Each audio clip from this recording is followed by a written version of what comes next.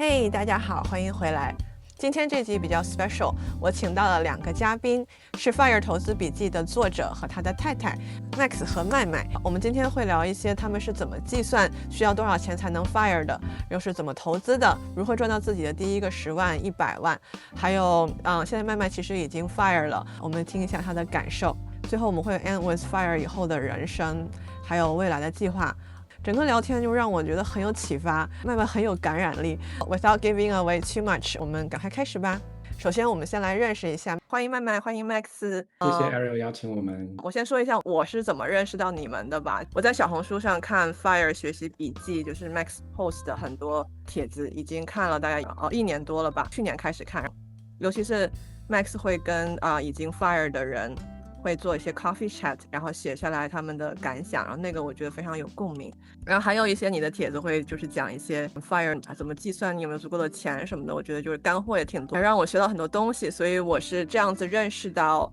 Max 的这个账号叫 Fire 学习笔记。然后那要不你们先就是做一下自我介绍吧，你们现在人在哪儿啊，然后就是工作是什么呀，然后现在目前的状态是什么，然后离 Fire 还有多远，或者是已经 Fire 多久了这样子。好的，我可以大概先介绍一下我自己吧。大家好，我叫 Max。然后像 Ariel 说的呢，我们认识是因为我2年前开了一个小书的账号，叫做 Fire 学习笔记。我们现在的情况是我们在西雅图，然后在西雅图已经生活了10多年的时间。我目前还在工作，然后我的老婆麦麦呢，她已经开始 Fire 了。然后我们希望大概是，如果一切顺利的话，我希望我大概在3年4年以后也可以开始 Fire。然后我们就可以一起去干很多事情。如果不顺利的话，就可能提前 fire 了。因为 Max 是 technology industry 是吗？对，我现在也在一个就是大厂，互联网的大厂里边在做着。然后对，其实我目前生活我觉得还可以，就是并没有，但是现在因为 AI 嘛，大家都越来越卷，让我们就很好。对，我们相对还幸运一点，目前还没被卷到，以后就不知道了。OK， 对，我在湾区这边也是，因为很多朋友都是 tech 的，所以大家最近几个月讨论也是担心会被迫 fire， 然后就是有一些人会担心，也有一些人会已经开始 search for alternative， 就是比如说我有一个很好的朋友，她老公，因为他们是2个人，然后她老公已经说这个暑假要去马来西亚和越南住一住，然后去 explore 一下那边，因为有更便宜的生活成本嘛，然后他们有2个孩子什么的，然后就万一被迫要提前 fire 的话，就是看看有什么 alternative， 他们在调查。对。那麦麦呢？你要不要介绍一下你的情况？我之前也是在做 IT 的大厂写代码。对，但是在那之前我是做设计师的工作，然后我是换过一个重新读了一个学位，然后换到这个。是什么样的设计师？是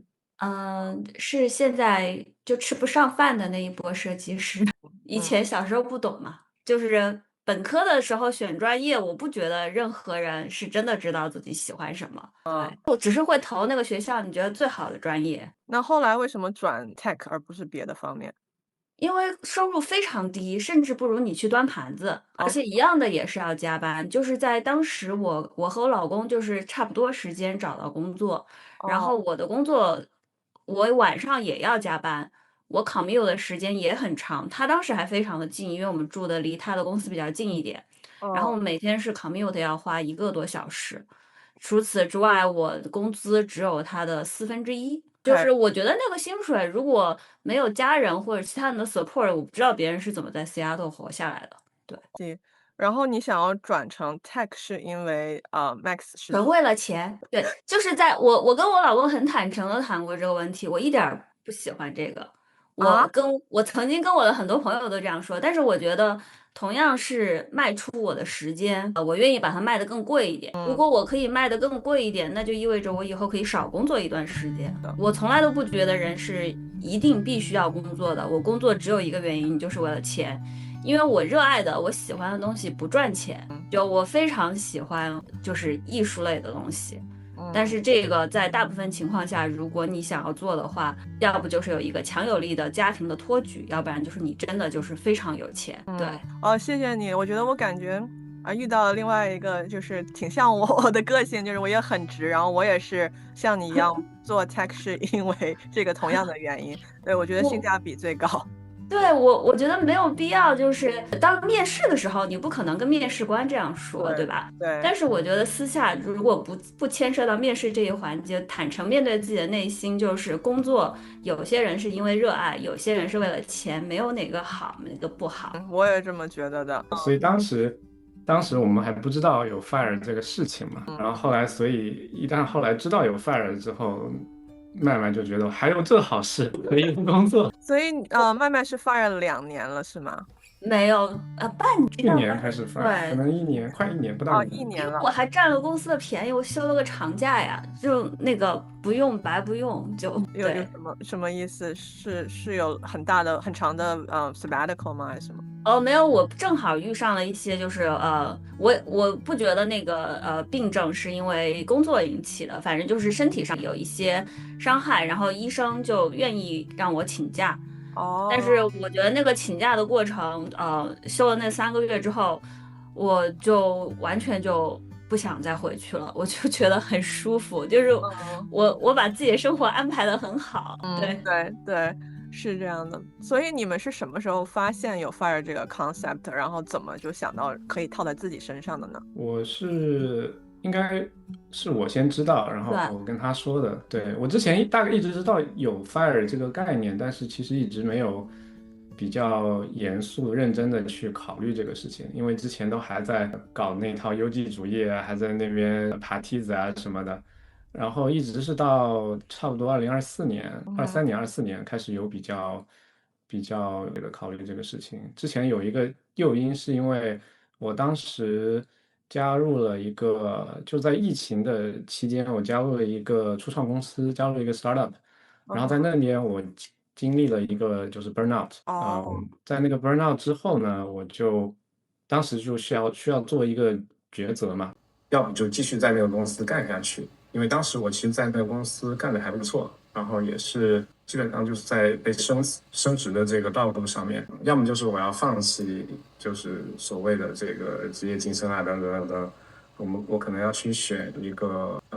另外的一个公司，那就其实是有一点点在选你的职业道路和你想要步伐放的缓一些。那我最后是选了那个就是另外一个道路，就加入现在这个大厂。那它的代价就是职业道路会变得慢一点，但这就是一个契机吧。从那之后我就开始，当时刚好又开始听了一个那个播客，叫做 Choose FM，Choose FI，就是在美国的这边的一个挺有名的关于 fire 的一个播客。然后听完之后就开始比较 serious 的考虑，我们好像其实是可以考虑这个 fire 这个事情，开始一个框计算啊，框准备啊，然后当时也就因为那个就开了一个小红书，想着在准备的过程中想记录一下自己的一些笔记的东西，然后顺便呢也发出去呢，说不定还有一些人看到，有一些回馈，也能够就是有点叫做倒逼输入吧，就是有回馈啊，有这些就可以反过来促进你更多的去做一个这种研究，所以大概是2-3年之前开始。我想补充一点，当时我是完全支持我老公去搞这个事情的，因为我觉得太绝望了。就是每天像当时疫情在家，我不知道你有没有感觉，起床之后就开始上班，然后工作漏的非常。当然，如果很轻松的组，就肯定就是不一样了。工作漏的很大，当时我在那个组，连中午吃饭的时间人家都在找，就直接拿那个 pager page 你。然后晚上也是，基本上弄完之后就感觉好像就直接上床睡觉了。然后后来疫情，在疫情之前我也很不喜欢这种上班的状态，因为我不知道你熟不熟悉？你有西雅图同学有没有跟你讲过？就是我们这边冬天又下雨又黑，就是早上出去的时候天是黑的，回来的时候天已经黑了。然后当时我不只觉得我可怜，我觉得我们家的宠物都很可怜。然后我就问过我老公一个问题，我说我们是不是就要这样子过一辈子啊？天啊，我没有想办法，就是我怎么能够过过这种生活，你跟我说要到50-60岁结束，然后嗯这个就很绝望。然后当时我老公跟我说这个事儿的时候，我感觉哇，天上突然下来了一阵亮光。嗯，对，对，所以他当时你还漏了一个，就是他当时记录，就是想知道说别人可以采取的那些 strategy 是不是真的可以帮我们能够更好的管理好财务，还有那个能赚更多的钱，这样嗯才能获得自由嘛。嗯嗯当时你想记录一下，你还建了一个那个 Excel 表格，最开始，对，这也嗯。是一个原因。对，你说的感觉跟我好像啊，就是不只是疫情，就是疫情前面的那个感觉也是这样。所以我跟我老公说的是，如果这个工作再做下去，我当时也是 tech 的嘛，然后但是我是管项目的，然后我是跟我老公的原话是，这个工作会做下去，我会早死几年，或者早死十几年。我是 literally 用生命在换钱，然后我说有什么工作值得这样子？我的工作就是让我觉得很压力大嘛，很烦躁。There's really not much I enjoy about it。然后我就跟我老公说，就是因为我老公他也是写代码的，他是 software dev，但他并没有我这种感觉，他觉得还行，就是可以接受，但是没有很舒服，但是可以接受。然后我是觉得会早死的，如果我继续做下去会早死的。完全同意，因为不晒太阳嘛，人总是会早死的。出来的时候就没几天天光。对对对，就是觉得就是从早到晚，从醒了到睡觉，几乎全在工作了，对，是那种感觉。我们现在大概了解，就是我们很投缘，就大概想要 fire 的原因差不多。就其他人其实很多，maybe 很多人想要 fire，估计也是因为自己的工作做的不是很满意，可能应该这是大部分原因吧，我是这么猜测的。I guess 大家可以在下方留言告诉我们。然后我想要问一下，就是想要 fire，刚刚曼曼也说到，就是你们觉得可以做，是因为Max 有算 spreadsheet 有算数嘛，就是财务方面。那你们是怎么准备，或者是说，咱们就说说财务这个事情是怎么准备、怎么计算的吧？因为这也是一个很大的 topic。你们是如何计算是多少钱才能够 fire 呢？对，我们这个计算其实是跟就是美国这边 fire 这个 community 计算的方式是比较一致的，就是我们是首先开始就是算账，我们算了一下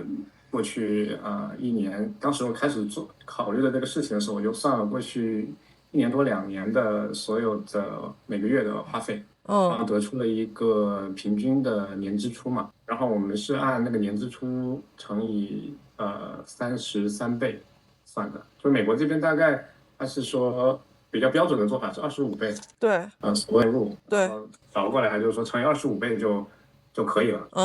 后来我自己又做了一些研究呢，发现就是有一些 limitation 嘛，就是25倍，首先它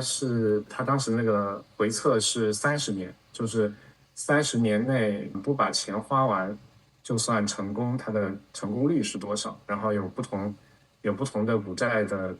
就是股票跟债券的组合，然后成功率是多少，然后大家比较熟知的可能是95%的成功率有一个其中的一个组合。但是如果像我们的情况，可能是我们相对还比较年轻开始 fire 的话，30年可能是不够的，可能更多的是要50年或者60年这个维度吧。后续也有人做了一些更多的一些回测呀什么的，就测出可能要不你按3.25或者按3%是一个相对更保守、更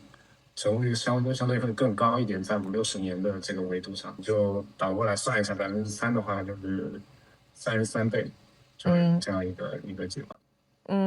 logic 我明白，但是我自己也有这方面的一个问题，就是每年的开销是based on你之前的1-2年的开销来算的嘛，是一个 constant 的状态。那万一就是有一些大的 medical expense 或者家里要装修、车坏了，这些怎么办呢？对，就是你要先算出一个 baseline，然后再根据你，比如说你想要比如说3年后 fire， 或者是5年后 fire， 或10年后 fire， 你要再做一个 projection， 就是说你到 fire 的那时候可能会出现什么额外的花费，比如说有些人可能会那个时候可能有小孩，那小孩的教育要算进去，然后那个时候比如说可能要多算一点 medical 的 expense，还有一个要考虑的就是从现在到你准备开始 fire 的那个时间的通胀，你要把它考虑进去。就是如果你假设你的花费习惯没有任何改变的话，那每年还有一个通胀的值，所以就是要把这些都考虑进去，但肯定不可能考虑的完全100%的精确啊，这个是没有必要的，只是做一个估计，然后在以此基础上，因为我们自己的33倍，其实我觉得已经是比较保守，就再往上乘是没有，就在数学或者是统计学上没有什么意义了，所以说这两个加在一起的话，应该是就相对对我们自己来说，我们是觉得比较 comfortable， 比较觉得有成功率是可以有保障的一个 strategy。I see， 对，这个我听懂了，大家也是在担心钱不够这个事情，所以我觉得你这个解答应该就是让大家可以放心一点了。对，这个当然就是钱方面、数学方面只是一小部分，就是因为你可以算25倍、算33倍，我也跟很多 fire 的人聊过，其实有很多不到25倍就 fire， 也 fire 了好多年的，生活得很好，也有攒了远超过33倍他还觉得不够的。对，我觉得更大的一部分是对这个钱的安全感这个问题上。是的，非常同意。我们的人生花多少钱是根据其实现实会变的嘛，就是不管是 inflation 还是家里的需求什么的。市场多赚的时候，我们觉得可以稍微 loose 一点，可以多花一点。然后市场真的跌了很多，我们确实也会少花一点，对。但是应该还是够吃够喝够住的就行了。那卖 fire 以后，现在家里的开销是比 fire 钱多了还是少了？少了，因为我没有压力性购物了。这个确实是。我老公真的不怎么花钱，他就有一些小的兴趣爱好。但是我觉得我花钱花起来经常就是没数的，就是我们家其实很早以前就是固定给我一个零花钱，但是我每个月都能花得干干净净，就是你给我多少我能用掉多少。因为我就会觉得天哪，我这一周工作这么累，我为什么不能买这个东西？对，他知道了，我买东西就很夸张，就一直有包裹进到我们家门口这种。对，但是我发现不止我有这个问题，很多女生吧，我也不想说，因为我玩的比较 close 的一起有这种购物欲的都是女生分享的比较多哈，大家都有这种问题。对，我也是。这个月过去了，我要好好犒劳自己，对，酷下单。对。以前还有发生过，就是一天上完班非常累了，然后 suppose 他这个时候应该到家，然后人不见了，然后他就逛街去了，过了1-2个小时，你怎么还没到家？你跟我好像在2个商场里。对，我也是这样子的。我 fire 了2年了，然后我也是现在购物欲低了很多很多。而且我们之前因为工作都很忙，我和他都非常讨厌做饭，就因为其实你做的好吃，我也不知道为什么我做饭会出现那么多的碗。就很难控制，就是收拾是比做饭更难受的一个事情。对，然后因为我们家宠物有一些特殊需求，所以我们也没有办法请别人来帮忙，就是帮我们做完饭然后收拾好这些。所以如果我想吃一点自己做的，就得自己花一段时间。那别人有些人做饭可能做得很快，但是我可能一趟下来回家吃饭这个流程就2个小时，包括收拾，最后我们又比较可能更爱干净，要把台面什么都擦了。我觉得这是个很烦人的事情，所以我们大概在1年多2年的时间里面就全部是吃外卖。那也很贵。然后现在那个开销现在也减下来了，因为当时我们那个外卖的开销说出去好像把很多人都吓到，然后就是我们至少1周能在家吃4到5次饭。现在对啊，对，之前是没有的，之前都在外面吃。他曾经有好几个月没有开过火。哇，对，我们家以前也是这样，因为我跟我老公也是2个人上班，然后我去上班，我们公司有个食堂，但是那个饭就不是很好吃，然后有时候还会不是很干净。对，我们是周1到周5都不开火的，然后就是大家想办法在外面解决。就以前我上班的时候，现在的话我还是不太喜欢做饭，然后我还是很不喜欢刷碗，但是我们会大概在家做个3-4次这样子。就已经很厉害了。你想，做一次大概花2个小时的话，3-4次就差不多8个小时。对，很花时间，但是健康一些，不只是省钱，是健康一些。对，我这边有一个 list of questions 想要问的关于投资策略，因为刚刚 Max 说就是钱计算要33倍，那你肯定是要有一大笔钱在投资才能有达到这个expectation。先从一开始开始说吧，就是如何攒到第一桶金的，就是第一个10万，第一个100万这样子。嘿，这边是剪辑中的 Ariel，这段 Zoom 出了一些问题 ，instead of 我去麻烦 Max 和麦麦重新回来陪我录这一段，我就干脆把他们的 answer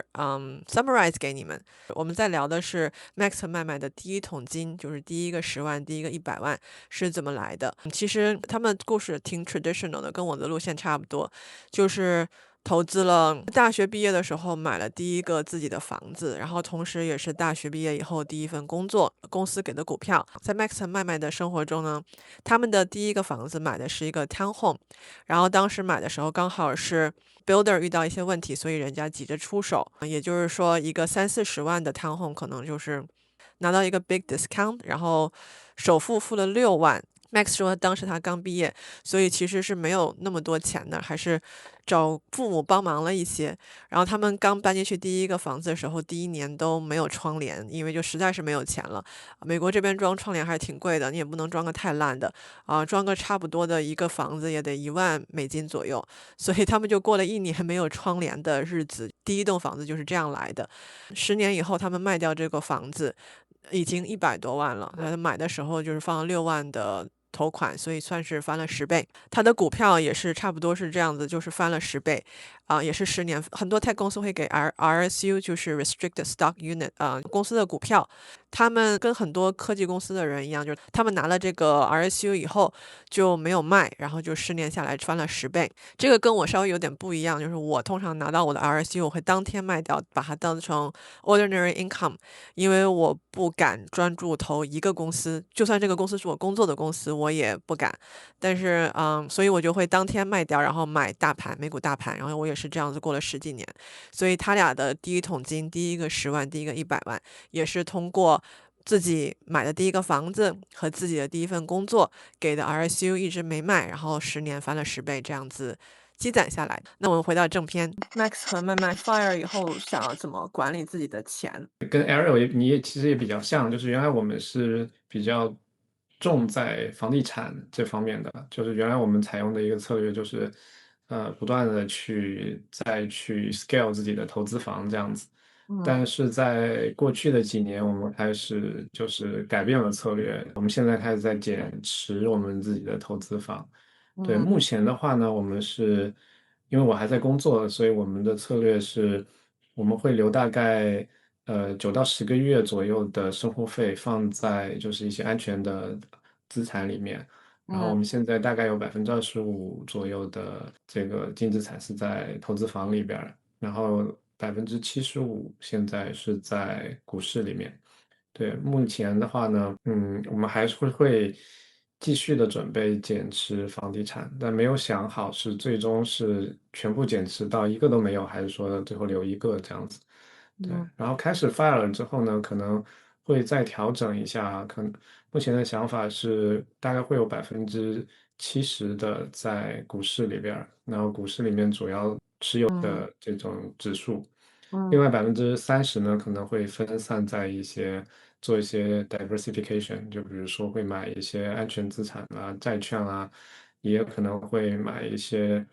具有对冲类的东西。对，但这个可能我们的具体的比例跟计划可能会在浮动，但是主要的一个策略就是我们会有挺大一个 percentage 会在股市里面，然后我们的 core position 会是 index fund。I see，这个也说到，就是我读你的笔记，还有你的博客，也是讨论这个 topic，就是投资比例的推荐。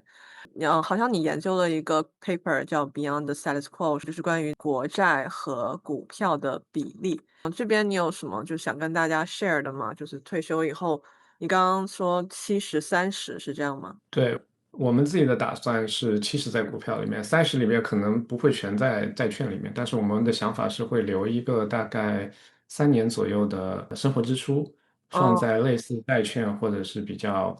安全的资产里面。那这个 paper 它，大家有兴趣也可以强行插入一个广告，可以去看我的播客，里面讲的比较详细，叫《费尔一期一会》，在小宇宙啊、那个 Apple Podcast 跟 Spotify 上面都有。但这个 paper 它就做了一个研究，是它把过去38还是39个国家过去几十年的历史股票的跟债券的 performance 都给它搜集了起来，然后它把它切碎，就是以10年为一个单位，把这些历史都切成不同的片段，然后他就去跑随机性模拟。那他模拟了很多次，好像是100万次不同的人生，每一个人生是从25岁一直到100岁，就是大概70多年的这样一个人生。在70多年里面，他每10年为一个单位，会去随机抽取某一个国家某10年的股市的表现，因为这样的话，它既有随机性，又能够保持一定的 correlation，因为10年它的这个股市的走势啊什么的是有一定的这个 correlation 的，而不是就像纯的那个蒙特卡罗模拟一样的话，它是完全每天是随机的。所以他跑了一个这样的事情，然后他得出了一个结论，就是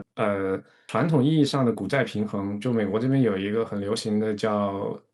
64法则，就是60%在股市里边，40%在 bond 里面。他说这个的比例其实是跑输全股票策略，就他跑出来最优的策略其实是全股票策略，然后他也去测了，就是你要持有本国股票，就你的本国就是你所在的国家，然后呢和除了你本国之外，所有 international market 的这个2个比例，最佳比例应该是怎么样子的？他最后测出来是33%左右的本国股票和60%几的international market。那我觉得这个很有意思的就是，取决于你在哪个国家，你可能会有不同的 reaction。比如说你在中国，你可能会觉得，在中国在现在的世界的这个 market share 上来说，其实33是超配的，因为现在 total 就 global market 大概我印象中好像中国是不到15%的一个比例，那美国是占了60%的一个比例，所以在美国的人很多人会觉得33可能是低配，就是不够。可能会更 aggressive，比如说像我自己，我现在几乎所有的股市的 index fund 都是买的美国的 market。对，如果你按33来走的话，可能又觉得是不是不够？那他这个论文里面也做了一些进一步的测量，说，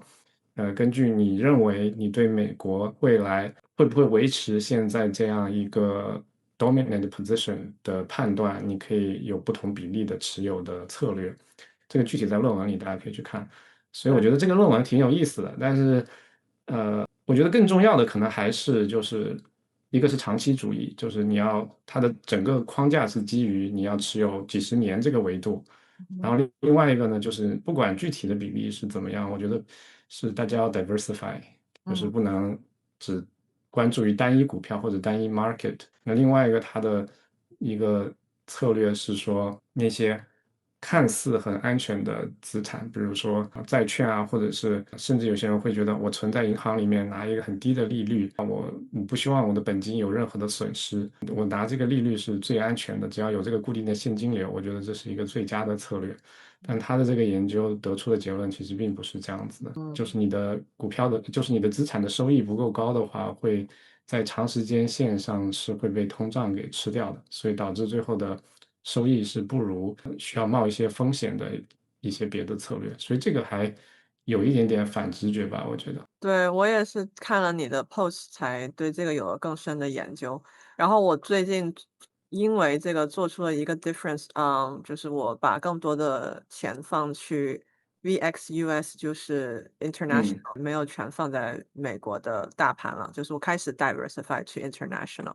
对对，我们现在也开始做这样一个事情，就是因为我们现在按计划的话，离 FIRE 就只有几年的时间了，所以就是也开始会慢慢开始 diversify，就是未来我们可能也不会把所有的在股市里面的钱都放在美国这个 market，肯定是会进行一些全球范围的分散。所以你说的那个 VXUX，我们最近其实也是在开始有买。我们都好像，对，OK，我们刚刚聊的都很就是 technical，关于钱，就是存钱、投资这些方面。接下来我想就是转一下，然后聊一下就是关于 FIRE 的这个感受吧。然后就是我们先说一下，就是 Max 这边你经营的小红书也好，或者是Podcast 也好，对吗？Fire 一期一会，对对对。对，你有跟很多 Fire 的人做过 coffee chat，你有没有记得印象最深的是哪个故事，还有为什么？对，有一个故事其实对我们影响还挺深的，其实是对麦麦他做出 Fire 的这个决定，我觉得是一个契机，因为我们原来没有，我们原来计划是2个人一起工作到钱攒够的那一天，然后一起 Fire，还有4年，大概还要3、4年这样子。对，但是经过了这个，我们开始聊 Coffee Chat 之后呢，就改变了我们的这个想法。那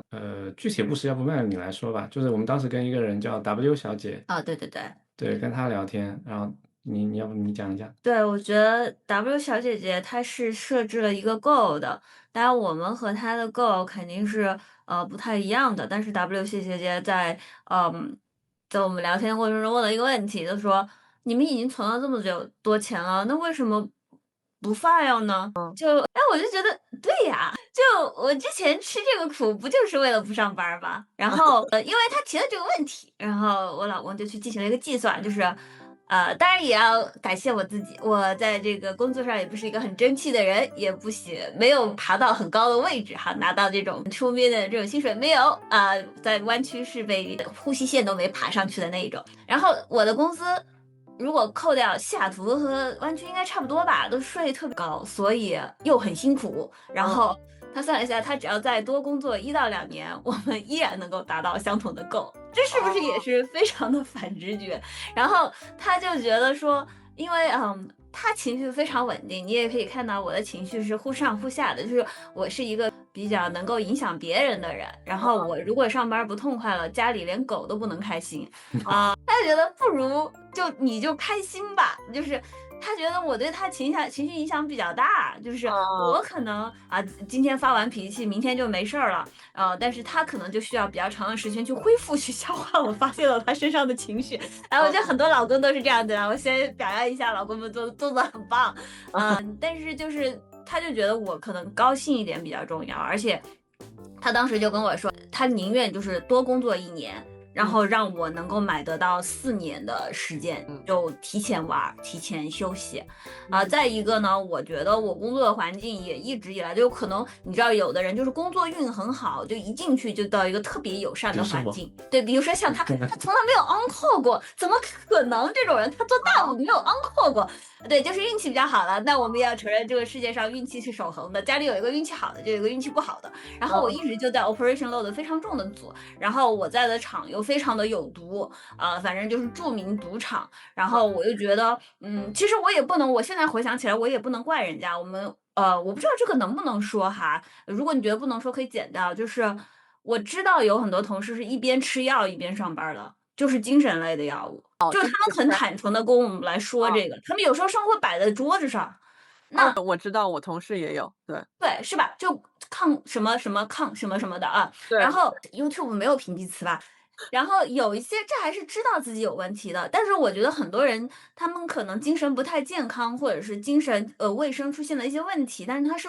不知道的，所以这种人在公司里面是会创飞很多正常人的。就像我无法理解你为了升职，我无法理解你为了一个项目对别人为什么要这样，就这样是会让我很不高兴的，因为我自定义的就是我看不惯这些，就是我觉得不正确的事情我不想忍着，所以就是但是我很喜欢我自己这样的个性，所以我没有觉得我有问题。那如果这个环境跟我已经那么不相容的话，就是你有这么多人是对我的健康状态会有影响的话，那我宁愿不要待在那里。对，我不会去一边吃药一边工作的，这是 first of all。对对对，我也是觉得这个是已经 exceeded 健康状态该停了，对。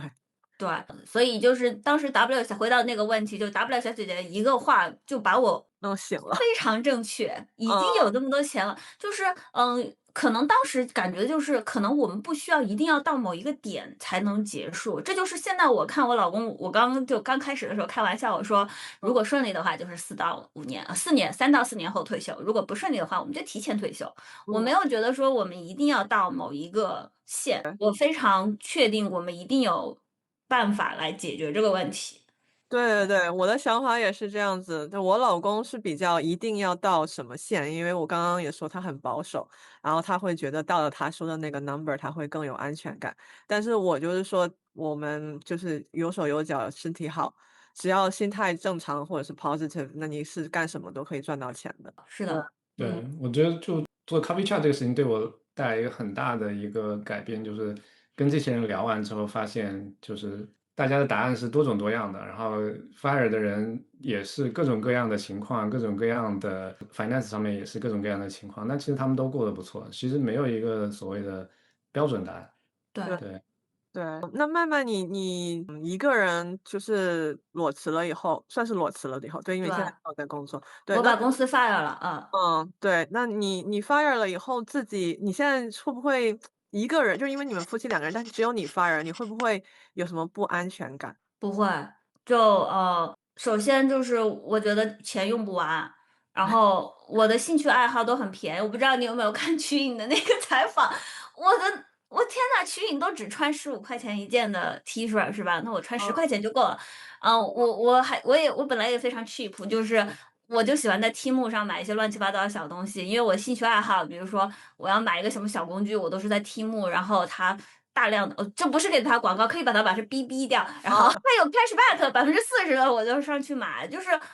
我也不喜欢奢侈品，就是我就很便宜，对？OK，啊，我觉得我老公告诉我的那个数字我已经用不完了，而且我没有很焦虑的，就是我跟我老公说，如果我们就是去旅游嘛，去瑞士。然后发现我们这里的开销，哇，原来已经披肩于世界 top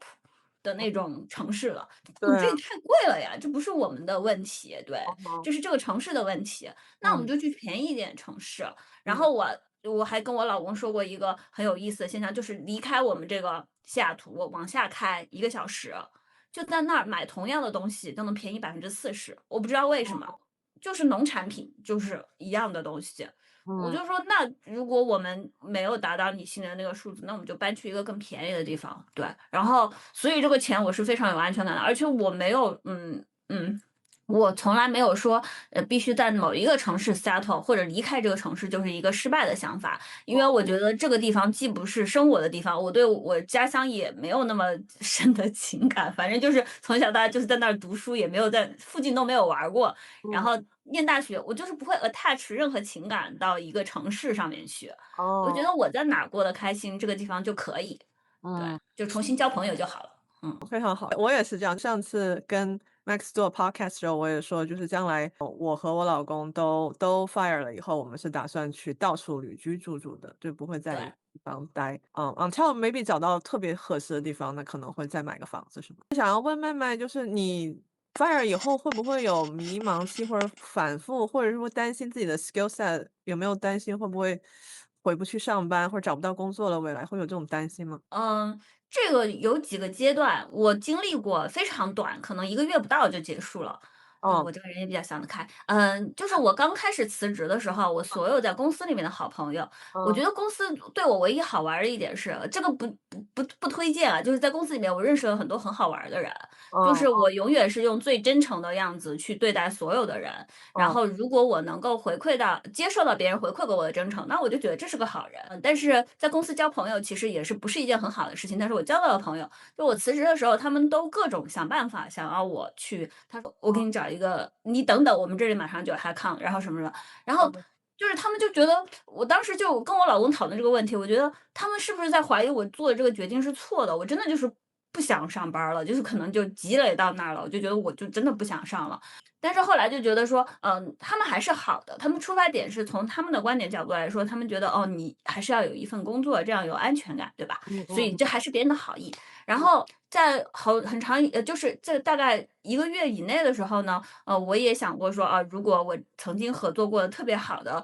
coworker 给我 offer 一个机会，那我还是有点想回去的。但嗯，是就到第2个、第3个月的时候，哦天呐，太爽了，我还是没有回去。我理解，嗯对，对，肯定是要经历一下这个阶段的，但是每个人可能就是不太一样。像我就比较心安理得一点，然后再一个来说，我们可能就是家庭开销什么的，没有我想象的那么多，就是很多都不是必须的开销。对，就嗯，花钱。我也有咨询我老公，我花钱什么的，他就特别怕我在钱上面没有安全感。我甚至获得了比上班更多的零花钱。零花钱是什么个概念？我没太明白，是你有一个 certain amount 是每个月会收到的吗？还是怎么样？对，就是之前上班儿的时候就确实乱花了很多钱，所以哦，我自己的某一个卡里面，我自己消费的卡里面是嗯，永远只有那么多钱的，用完了就没有了。但是哦，对其他钱就会放到储蓄的那个账户里面去。我们家是我在管钱嘛，所以大部分花费都是过我这边儿。但是嗯，呢，他会有一些钱，就是因为他有时候想买一些东西，他就是他不想要，就是告诉他告诉我，或者是就是他需要自己的 independence，就是乱花。所以就有那一部分钱，他就自己想怎么花就怎么花，这样子。对，对，嗯，他刚开始 fire 的时候，我也问过他，就是我怕他没有安全感，我说要不就让他管钱，就把我们所有的资金都通过他那边走。哦，对，但是他觉得太麻烦，然后不愿不意。喜欢管。对，我可以，我会看得到我们的账户，但是我不想管理这个账户。对对，我们家是一模一样的，也是我老公在管钱，我也不买奢侈品了，我整天喜欢去爬山，没什么东西需要奢侈品的。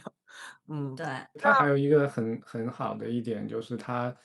的非常自洽，他不太依赖就是外部价值确认，所哦，以他在比如他刚刚说他开始想辞职的时候，大家都觉得他是不是做错这个决定，但他其实就非常的笃定，他不嗯是很就是不是很需要别人来认定这个事情。嗯对，我的出发点是，如果我有一个朋友告诉我说他现在要辞职了，他是嗯一个成年人，那我就觉得哦，那一定是对你最好的决定。包嗯括我们现在有一些朋友嘛，就是我其实也不是算辞，就是不跟我工作相关的朋友，他们嗯任何一个人跟我说哦，他想休长假，他想 gap 一年，我就说太好了，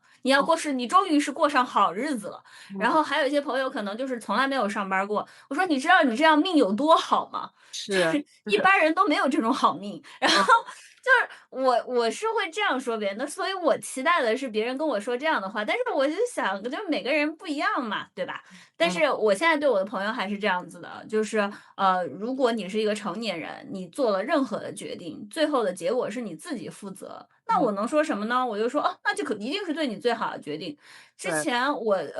我的就是整个求学过程，包括工作过程中，我听到太多人说这个是为了你好，就是嗯嗯，就是我心里对这个是有抵触的，就是嗯我知道他可能是从他的角度为了我好给我提出这个建议，建议我继续上班儿，嗯但是我想说，就是这个世界上对我最好的人一定是我自己。就是嗯。这个决定一定是我做出的对我自己最优的决定，所以我的决定应该凌驾于所有人之上，因为我最后对自己做的决定的任何结果负责任。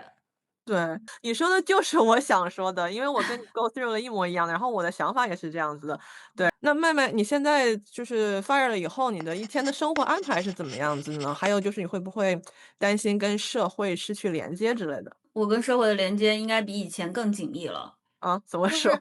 就是首先我们定义“社会”这个词，我嗯，们之前一直强连接的就是公司里面那些同事，还对，有整个科技圈儿，对吧？就是你要开新的知识，这些 AI 的 ROG、MCP，每次出现一些新的概念，你就要 catch up，对吧？然后业界的新闻，你爱听不听，反正你坐在那儿8小时、9小时、10小时，你都是要听的。这个不是社会。我现在跟社会是强连接，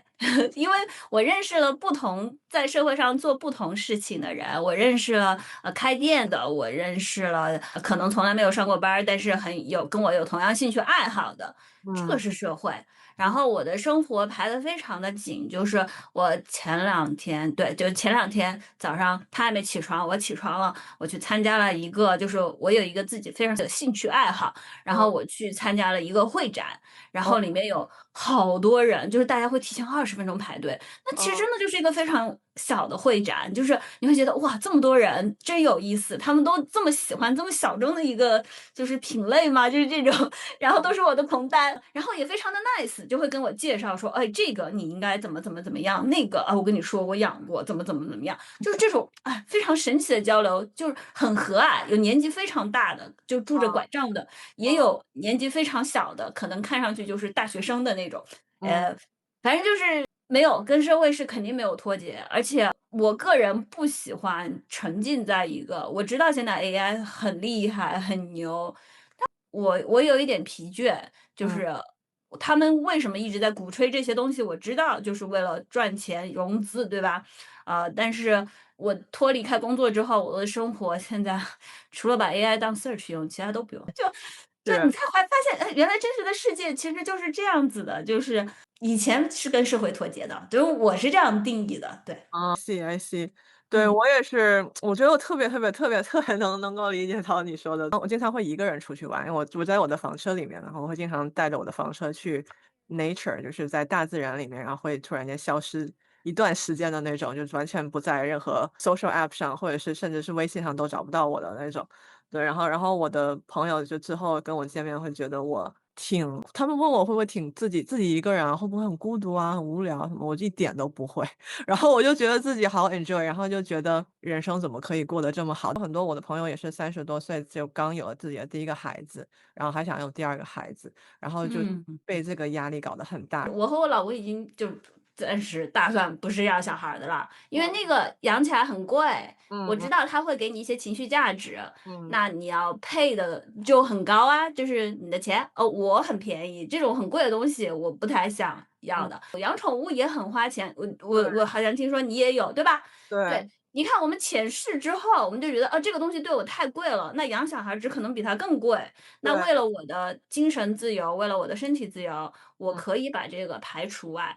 我还可以讲一个故事，就是你完全我知道有同理心是一件很好的事情，但是就是不用太在意他人的感受，而觉得自己在享受这样的生活是一种叫什么？美国现在流行那个词叫 privilege 什么的，没有，就是每个人不同的选择，对吧？我之前很喜欢我们这边有一个片区，但是就是很贵，然后 location 也很好，然后离球场什么都很近，但是我之前一直跟我老公说，我想搬到那里去住，但是他计算之后告诉我，那样的话我要再工作10年。我立马就不想搬了，对啊，那我就不住了，我在这儿挺好的，我这个房子我都可以当 size，那我优先的是我想要退休这样一个想法，我想要停下来，想要休息下来的想法。那别人在他们的生命中把其他东西排在他的自由和休息之前，就是你这么有钱，能供得起2个孩子，对吧？你像我养2只宠物，我都觉得费劲儿，他们一住院，对吧，4000、5000就出去了。对，所以就是还是那句话，我可能就是不会买那么贵的东西，我不会想住海景房，不会想住福景房，也不想住学区房。我们这学区不能算特别好，就是可能中国人不太看得上的那种。那如果我脑子一热，我非说，哎，我一定得去那个非好的学区，那我现在就是夹着尾巴还是得去上班啊。就对，不一样。我觉得不用你高兴就是高兴。如果这个人，是我的好朋友，我看到你这么开心，我肯定会为你高兴。然后我也知道说，是因为我过去几年没有学习好，或者是运气不好，才不能这样。那这是我的问题。那如果有一个朋友，因为我现在退休生活了，就是我每天无所事事，也不用做饭，也没有小孩儿，而觉得我在刺激他。那我可以不需要这样的朋友，那不好意思，你不要看到，我就是这样的性格。很有道理。我只有就是十几年的朋友都还在聊，虽然他们也在上班，但是我觉得他们也还蛮理解我，也还蛮支持我的。我基本上是重新交了一帮朋友。哦，对，而且我觉得这些朋友都很好，我也不会过多的跟他 share 我的新朋友们 share 我的压力或者是家庭生活，我更多的是认识了一帮相同兴趣爱好的，我们可能一个群里面一天聊几百条，但是都是关于那个兴趣爱好的。不再跟人分享我的精神状态，就是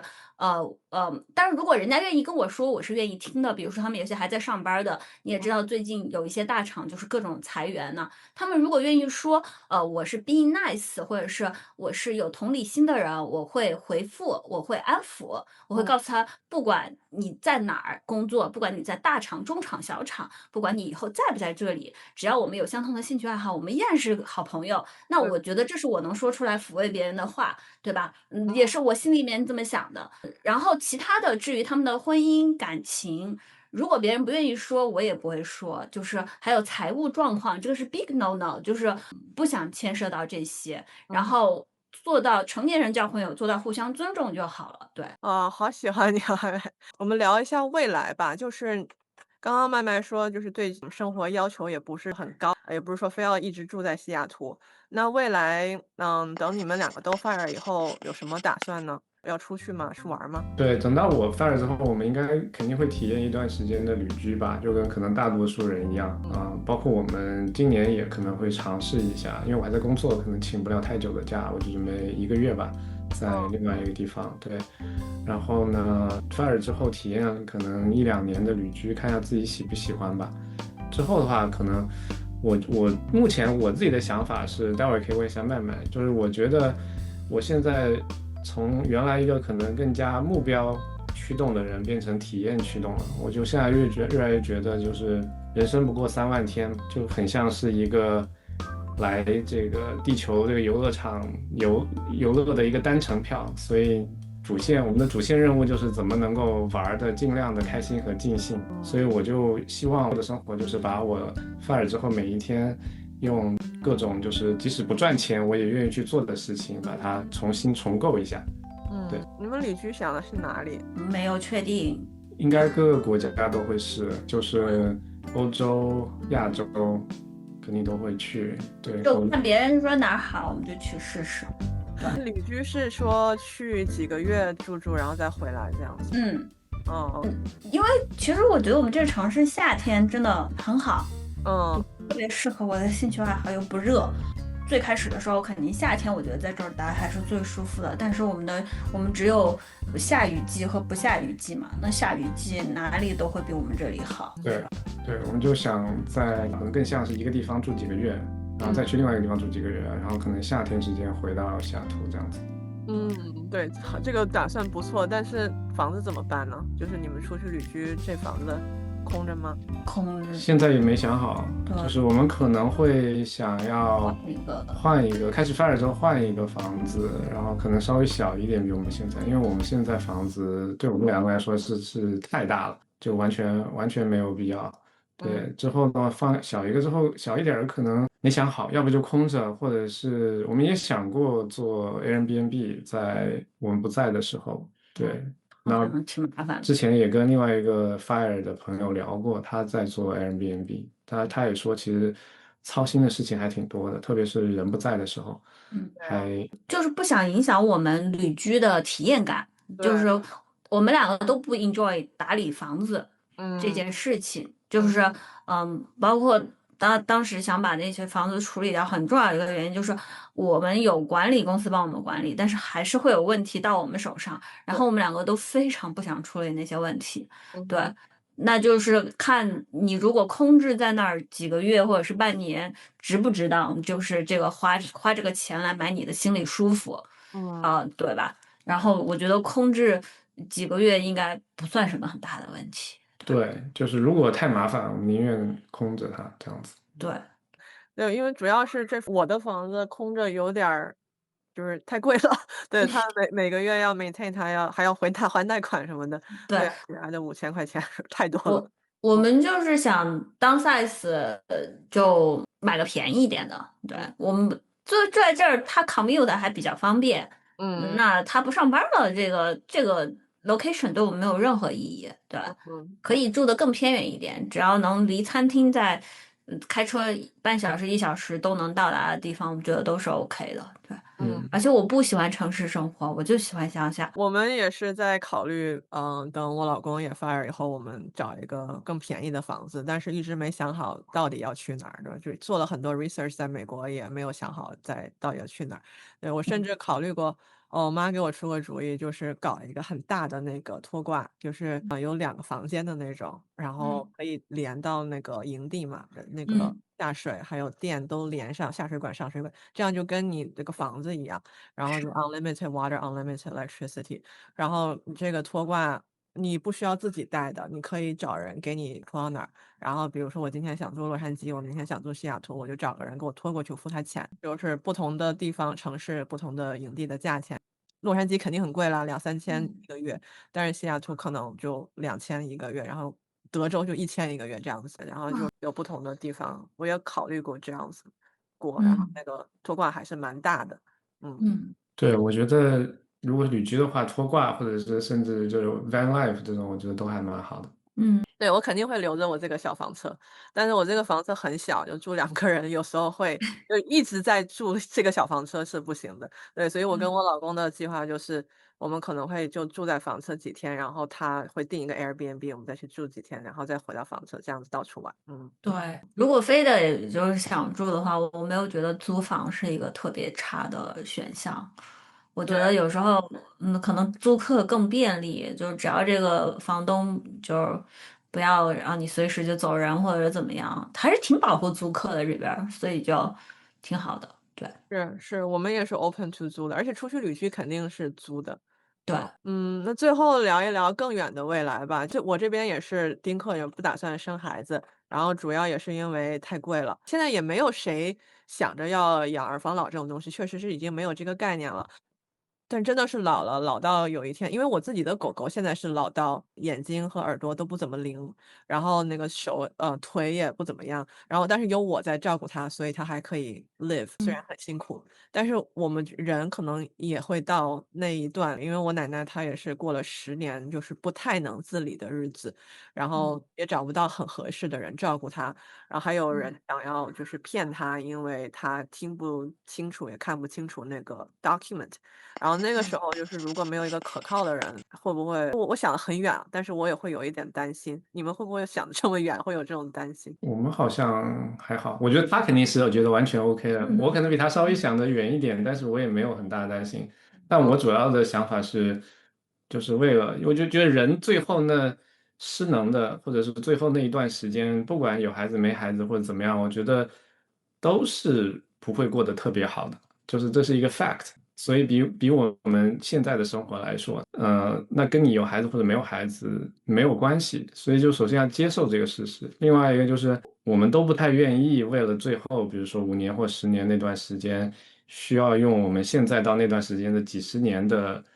自由也好，时间也好去做 trade off，我们不愿意去交换这个事情，所嗯以就是把这段40-50年，在我们还心力体力都好的时候，把它活够本了。最嗯后那段时间，就是人都是一个人来一个人走的，你肯定会有孤独，肯定会有病痛，这是没有办法的。当然，往好一点的地方想，可能那个时候就是政府也好，或者你说 AI 也好，可能那个时候都更发达了嘛，就是可能也会有更好的 solution，更好的解决方案给你们。如果就是担心失智的话，我相信你会有一些朋友的，就嗯是你可以 assign 给他们，就是说，他们要在场或者是怎么样来签这些东西。我相信法律上如果真的有这种 concern 的话，回头去咨询律师，然后立好遗嘱，然后计划好自己的财务，保证，然后有那么1-2个可靠的朋友可以互相 watch，对吧？对。嗯。然后，如果只是生一个小孩，只是为了我最后5年、10年的时光，我觉得特别的自私。反正我没有说现在父母是自私的这个意思哈，我完全尊重你们的选择，因为小孩之后也是会有自己的思想的。如果他认同你的思想，那你们2个就是达成合作意向，对吧？那跟我也没有关系。但是我是不会为了自己最后的几年的生活质量去做这个事情的。而且我现在看到我的宠物也在衰老。我想的就是人和动物都是要死的，就是我接受这个事实，然后我所有能做的就是在我活得有质量的时候，我去感受这些东西。其实我有一个感触就是。你看，现在这些人对 AI 非常希望 AI 有自我意识，对吧？不管是不是为何种目的，为了财富或者是什么，他们花这么多钱、这么多精力，天呐，人天生就有自我意识，我们有感受。就是你把一个机器人、一个 AI 放到阳光下，当它能够感受到阳光，或者是感受到风吹过来的时候，人家会说：“哇，天呐，我们创造了一个什么东西？”你不用创造，你本身就是这样一个。而且说句不好听的话，这些机器人有感受又怎么样呢？它又不是我的感受。对啊，我是一直觉得我就是我这个世界的中心。我有一个这么神奇的机能，就是我能坐在阳光下晒太阳，我会感受到幸福；然后和我的宠物在一起玩，我会感觉到高兴。这些是多么精妙的一种设计，我需要珍惜这些时光，而不是为了另外一个硅基生物有意识而感到欢呼和庆幸。我们就本身就是那种很宝贵的东西，但是，现在的这个社会把我们当做耗材来用，对吧？大部分的公司把我们一个有他们想要的那种感受或者认知的东西，在当做机械在使用。我没有抨击这个意思，我只是从我的角度讲我的感受，就是我很多很聪明，很怎么说呢？有丰富情感的人，在上了很多年的班之后变得麻木，或者是怎么样，就在我看来，就是一个很讽刺的事情。对，这也是我非常欣赏他的一点，就是麦麦他这个人就是配得感真的非常强。哦，对，这个天生的没有办法。对，我觉得我的想法就是在我的世界里面就是最重要的，因为如果我不存在了，那所有的这些东西都不存在。我不知道这是不是跟别人比较相悖的观点，大家都会说啊，我为了这个世界的美好，我要牺牲我自己；为了这个文明的进步，我要牺牲我自己。不，如果我不存在了，这个文明对我没有意义。对，我是这么认同的，我是这样想的。对，所以我的视频上我就说，就是我觉得人活着就是为了享受的，就是应该要为了享受的，而不是为了 produce，然后就是为了自己。你这样说，就是说很多人就会挑刺儿说啊，那还不是因为你有了足够的钱或者怎么样？但是再扯回到他之前聊的，不是每个人需要有足够的钱才去享受生活的。这对，个观点是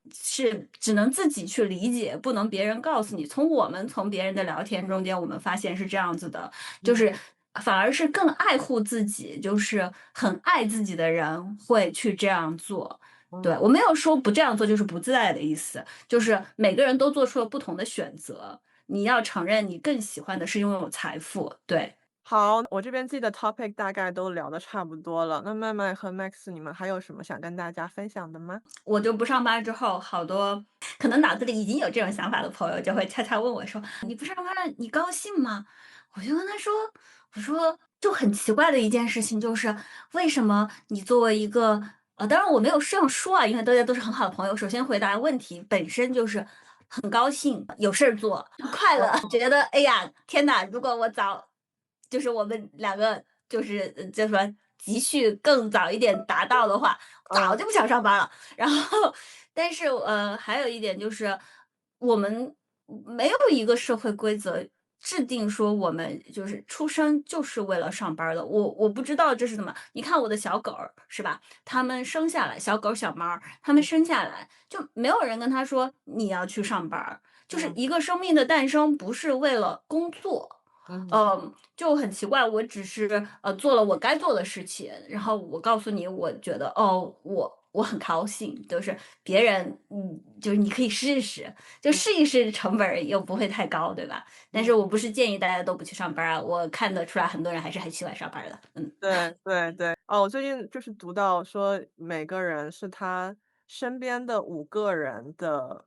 影响的平均值，所以就是很多，尤其是正在上班的人，他们身边的朋友也正在上班嘛。然后像我们讨论的这个 topic，我在现实生活中，我的朋友里面只有一个是做到的，就是 fire 的。然后就是再加上你们就是3个，对，大部分我的朋友都是有再多钱也没有 fire 的。就觉得还应该要再多赚一点，对。我觉得就是他们喜欢那个游戏，我们不是说这个世界上只有一条路是对的。我知道有些人拼升职，拼的非常起劲，然后创业，非常的开心，就觉得自己就做出了一个什么成就，完对，全理解啊。那就大家也理解，有些人就是觉得这些好无聊，就对啊，是他的兴趣爱好和我的兴趣爱好完全不一样。他做那些事情的时候，他会问我要不要试试，就包括有一些我有时候会陪他去，但是我还是觉得我不是很感兴趣。就大家就理解成是不同的兴趣爱好就好了。我们两个吃的有时候口味儿也不一样，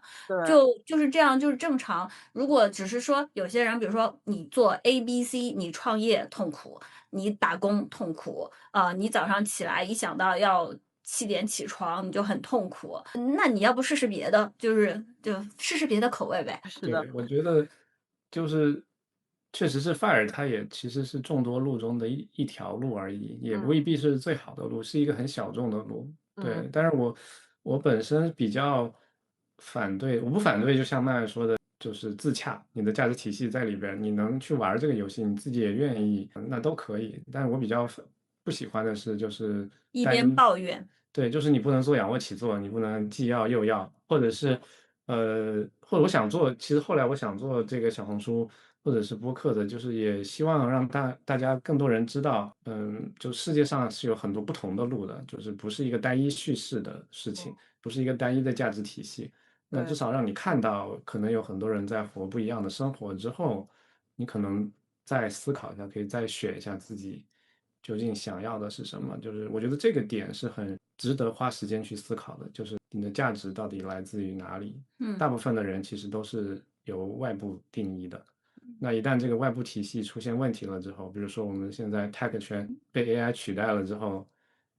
这个游戏可能都不一样，不要说在里边人跟人互相在卷。所以一旦这个事情发生了之后，那我们人如何自处，就值得思考的一件事情。是，而且我们以前有个高中老师，当时给我们推荐了一堆书单，哈，很远的事情。后来我才觉得他好酷，因为他从来没有结婚，也没有孩子，他非常的酷。